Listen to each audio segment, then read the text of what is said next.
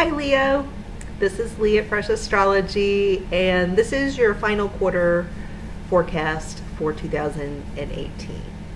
I am, as some of you know, focused on building a coaching business and a travel and retreats business around the coaching, and that takes a lot of energy and time. And so I'm trying to find ways to continue doing the astrology. I still like astrology. It's fun and amazing how the timing works out. I'm just amazed by the clock-like features of an astrological chart and how accurate they can be. At the same time, I feel that when I work with people on their astrology chart, I know it has a lot of wow factor for them when things happen when I say they're going to happen.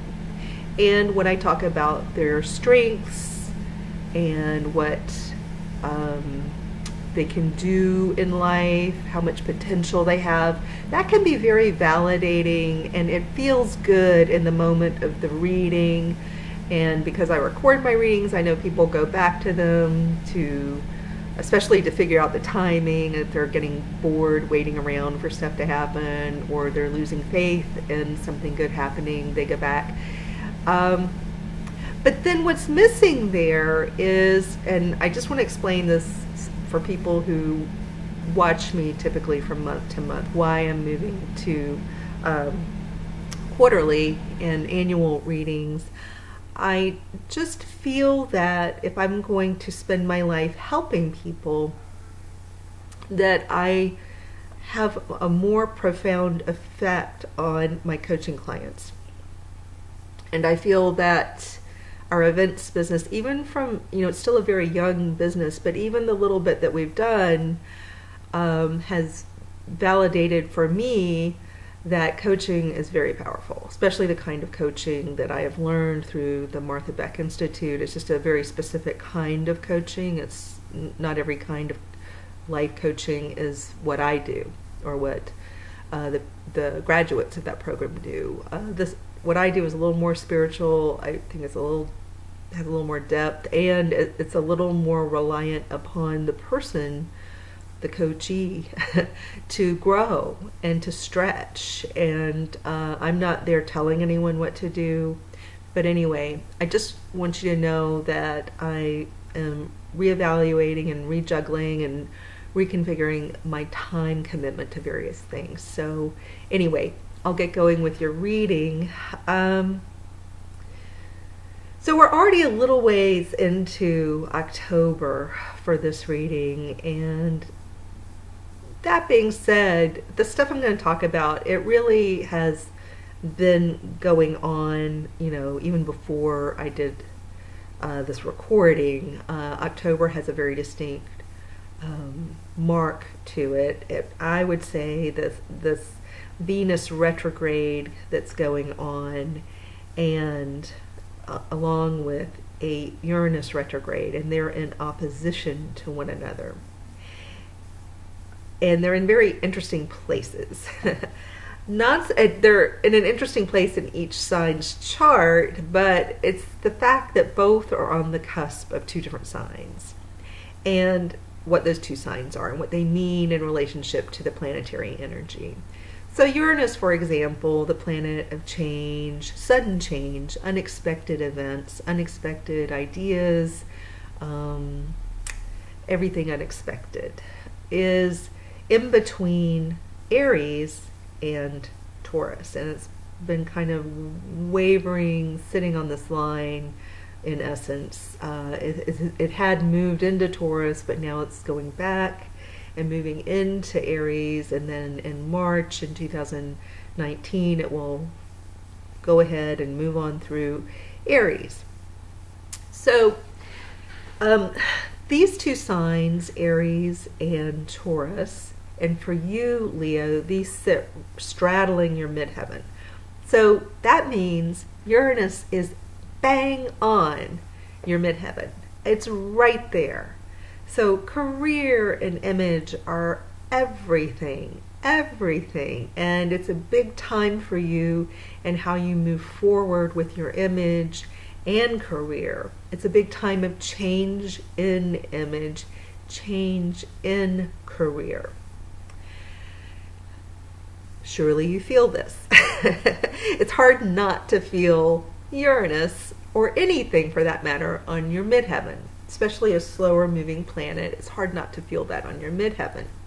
So I suspect that many Leos are quite aware of this. What is happening with your image is up to your actions and what you've done up until now. Although with the planet of change there, it can change in an instant. So, you know, if you think of somebody like Donald Trump, who has heavy Leo in his chart,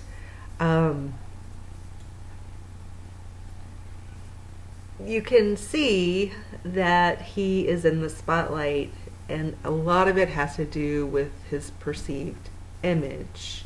Image is everything for him. So that's just but one example. But any Leo out there is probably feeling this change in the wind and what they're doing in their career, the change in career, and the significant impact it has both on them and the way they are perceived and the way they see themselves. So anyway, let's move on. So that is at one end of your chart, and it's between Aries, which is all about new starts, new beginnings, starting things new, jumping into things quickly. It's a bit of a bravado and daring behavior. Just the ability to go for it is often there with Aries. Now remember, if you're an Aries, if you happen to be watching this, you have 3 primary signs. So some Aries have signs in their 3 primary signs that tame or buffer or even hide some of this go for it quality that Aries has. And then you have Taurus on the other side of Uranus, and you're going to see me hold this thumb up. I burned the heck out of it today when I was making like a vegetable thing, and I had a pan in the oven, and it was a pretty serious burn, but I happen to have aloe vera, and so I've just got this thing is soaked in aloe vera, and I'm just keeping it on there all day, and it'll go away. But so it looks funny that there it is, my burn, now not hurting. So the other side of Uranus, so Uranus is poised between these two, is Taurus. And Taurus is similar to Aries in that it tends to be a get it done kind of sign. Taurus is a I can achieve, I can do it, set goals, move toward goals. It has that quality, but it's a much more cautious sign.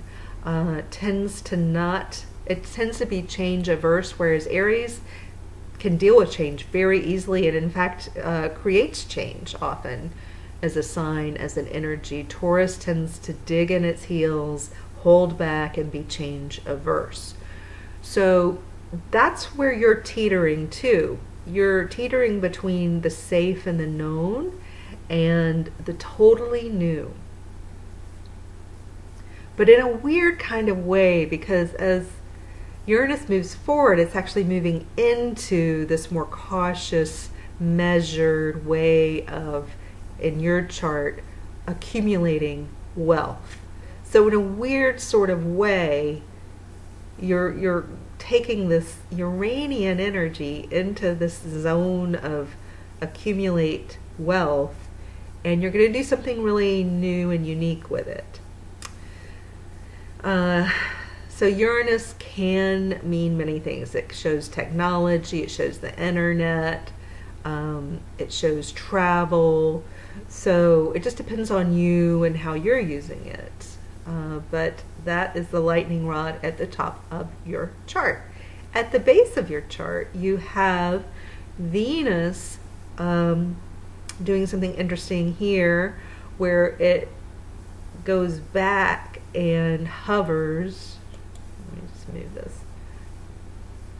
hovers on what is called the coeli. It's the base point of the chart, the exact opposite of the midheaven. And it's between Libra and Scorpio. So these are two very relationship-oriented signs, whereas Aries and Taurus are more go for it, conquer, achieve, make money, build. It's more about doing and actions in the world. They have more of a, both of them have a more masculine feel, in Aries even more than Taurus. These signs, and I don't care how they're, you know, attributed in classical astrology, feel much more feminine to me. Libra being more so. But Libra is all about harmony in relationships, balance, justice, fairness.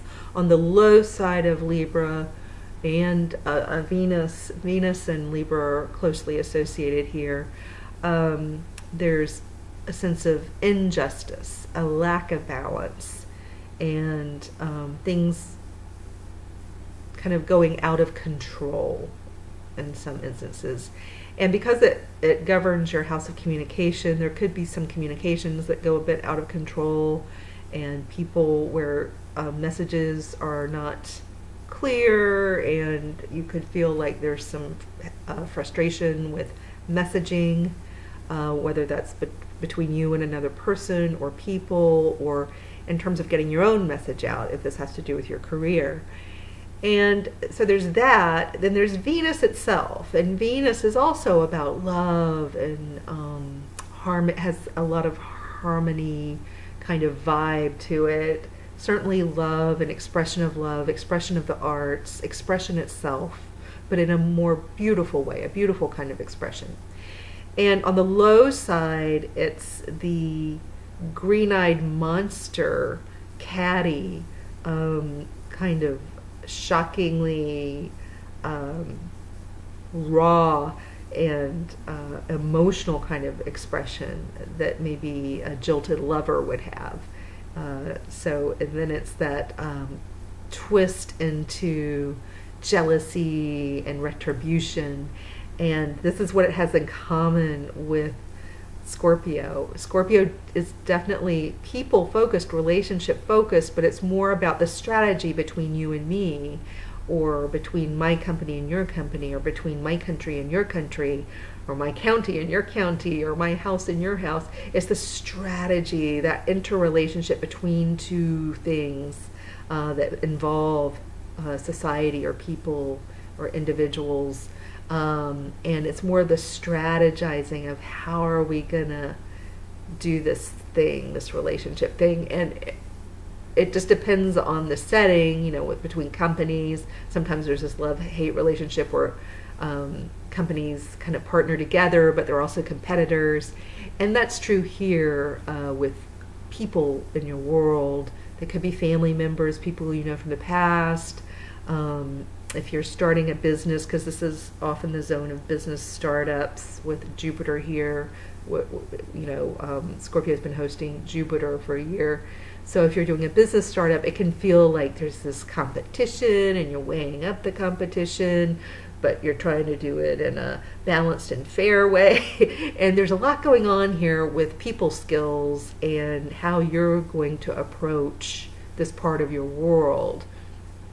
I think it has a lot to do with your career and your image and how you move forward. It's how are you vibing off of this Venus retrograde and eventually a Mercury retrograde. How are you vibing off all this energy down here? A lot of it becoming very scorpionic. And what does that do to you as a Leo? How it's square, Scorpio is square to Leo. And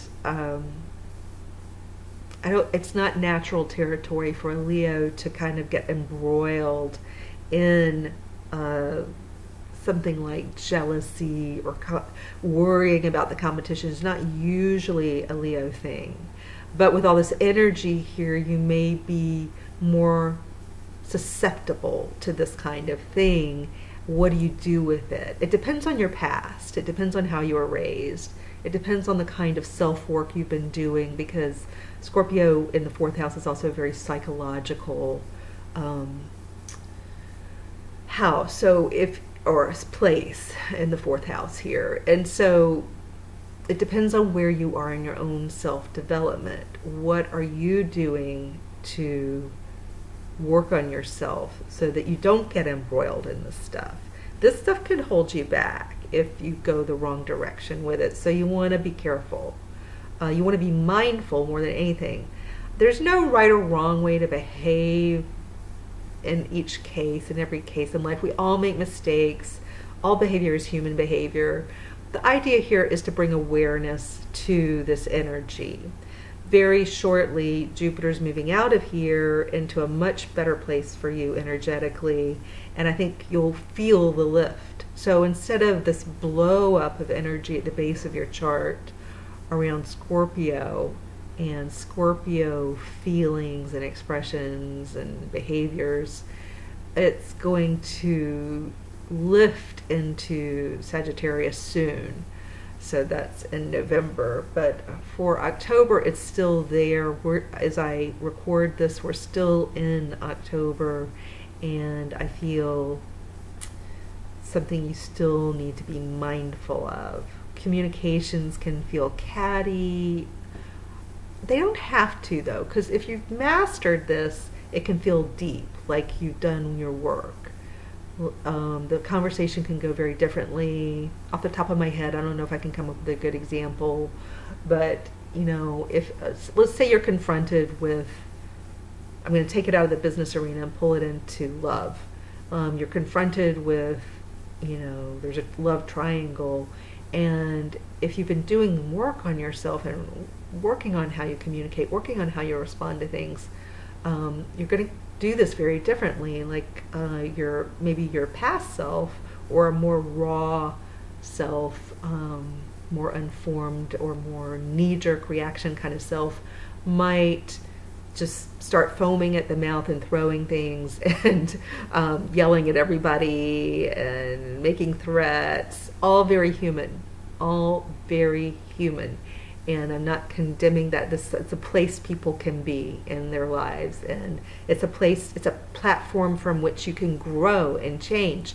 So there's nothing wrong. It's where some people start. And so then, but if you've done a lot of work, or maybe you grew up in a family where they just communicated more effectively around these kinds of things, around any kind of imbalance or problem or challenge between people, it can be very different. You find out something shocking, like there's a love triangle going on. Maybe it's a surprise, and instead of doing the behaviors I just listed, you might be sad and angry, but express yourself very differently and kind of take the high road and just it's a good I just saw recently, now I'm going to forget the name of it. It's the movie that Steve Martin, Meryl Streep, Alec Baldwin, what's the name? What is the name of that movie? It's within the past 5 to 6 to 7 years it came out, and in that movie there's a love triangle there. And the new person, Meryl Streep, had been married to Alec Baldwin. I don't know why I can't remember the name of this movie, but anyway, and the new person coming in is Steve Martin, who's done a lot of personal work. They kind of make it clear he's been doing work on himself, and he's very thoughtful and aware, compared to Alec Baldwin, who's funny and charming, but not so mature. And so if you ever want to get kind of like the contrast of what I'm talking about, watch that movie. It's a good movie. If you can just look up their movie profiles, and you'll figure out which one it is. And Steve Martin's character is the higher side of this kind of communication. When something goes dreadfully wrong, you get a shocking surprise in your love, maybe a new love relationship in the case of that movie, and the way he handles it. And Meryl Streep's character even has a line like, "Oh, this is what an adult relationship feels like." That's what I'm talking about here, and that's what you're working on. And maybe some people around you are working on this as well. So there are a lot of people working on this together, and it's as though you've all been brought together at the same time to be working on this and evolving. So decide where you want to be in this, within this. It always goes better, even if other people are like stuck behind you. Let's just say they haven't, grown or worked as hard on themselves yet, and we'll give them room to grow without judging too hard. But you've done a lot of work, and you've come a long way. Just keep at it. Sometimes we don't get rewarded for those things. We just know it inside. There's no like Grammy Award or Golden Globe. There's nothing. You get nothing for doing the work except the feeling of having done it and knowing how much better it is to have done the work on yourself. So that's a lot about October, but this goes into November, and then in November you have Jupiter moving into the 5th house, along with Mercury and Jupiter kind of working together here. So there's a lot about writing, creativity, projects, possibly new business, possibly new romance too. So you may be playing out this sort of this romance thing that we were just talking about. And if you've been doing your work as all this energy went through Scorpio, you'll be coming into this lighter energy in a good place emotionally.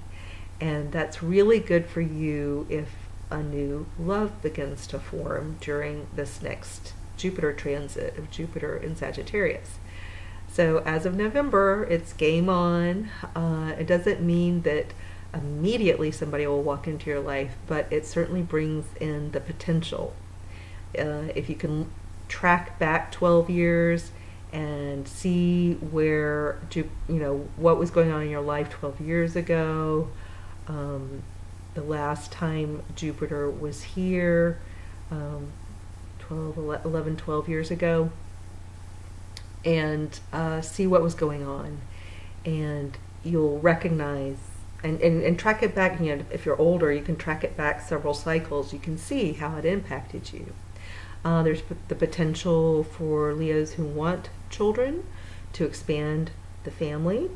So it's a very fertile time. You want to be mindful of that if you don't want to expand your family. So be mindful of that energy, because there's a lot of potential here for fertility and romance and creativity. So a lot of you will find yourselves inspired creatively to grow something with that Jupiter growth. And I think, it could be a hobby, but you've got a lot of career energy here. So I don't know, it could be, linked to what you're doing elsewhere in your career as well, or it could be separate. But it's a time, as of November, things will be so much more fun for you. They may have been fun already, but things will be so much more fun with Jupiter not in a square relationship to you in Scorpio and moving in to this nice trine relationship to you, and in the 5th house. It's one of the more fun transits. So enjoy that. Now let's take a look at other stuff. So the 6th house has been a place we've talked about for a while, and we'll continue to talk about, because you can't ignore Saturn and Pluto there. They're working well in October with all the energy there, and then as Jupiter begins to move into the 5th house, it looks to me like October you're kind of all in on the hard work and the intensity. As of November, things change significantly, and you want to have fun. So you've still got all that hard work and the dedication you've got to show in your 6th house to your health and to your schedule. You've got to stick to your schedule and stick to certain things, stick to your work regimen. That looks like it has to happen for you to move forward. You can choose not to do any of that, and you'll get slammed. You do not want to mess around with Pluto and Saturn, so you need to pay attention to them. But then this part of you in your fifth house, that's very much a part of a Leo, this fun, because you rule the fifth house. That is your place. That is your happy place. And then you've got Jupiter and the Sun and eventually Mercury, and that is your happy spot. And you are going to increasingly through this year, with all this hard work still needing to get done, and attention to schedule and routine, you're going to want to cut loose and have some fun. I think that's a good thing. You're just going to feel a little of that, like you're juggling a little bit of that, and but that's okay. I mean, that's the way it is. When you have a lot of work and you have a lot of ambition and you want to do big things, you do have to do the work. But you can fit in some fun. It's okay to fit in fun, and it will feel like it's hard to juggle. But that's okay. Still have fun. You're still allowed to have fun. Anything else? You're going to be wanting to pay attention to your finances in November, and maybe putting in, you might be thinking about your taxes in that, or you might be thinking about investing, or you might be thinking about how much money you want to make. But you're going to be focused on finance a lot. Putting a lot of energy there. There's also, if a new romance crops up, there's also this idea of a sexual relationship. So you may not see it coming, but there it is. And let's see what else. The North Node will have moved out of your sign and into the 12th house. So in a way, it also takes some pressure off of you. So there's some pressure removed. However it comes about, there's some pressure removed, and you don't have to feel some of the pressure that you've had on you and that you feel you've been carrying. So let's move on to December and how we end this quarter and year. We have energies moving, so Jupiter stays in the 5th house, but energy is now flowing more toward that 6th house area where we have Saturn and Pluto. We've got the Sun. Mercury's not quite there yet, but it will be going in. So I think December may well be a fun month for you. I think that's a time when you can breathe a little easier somehow. And let's think about how that happens sometimes. Sometimes, let's say, I don't know, you're an actor and you are trying out for all these parts, and somehow you've gotten 2 parts at the same time that you could conceivably do.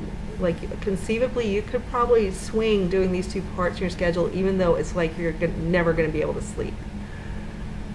But in the meantime, here comes Jupiter, and while you desperately want to build your career and you're very ambitious and you want to take both parts at the same time, even though it means you'll have no sleep for 6 months because you'll be running back and forth between these projects, something happens at the last minute because you've got Uranus at the top of your chart. There's a lot of surprise in your career zone.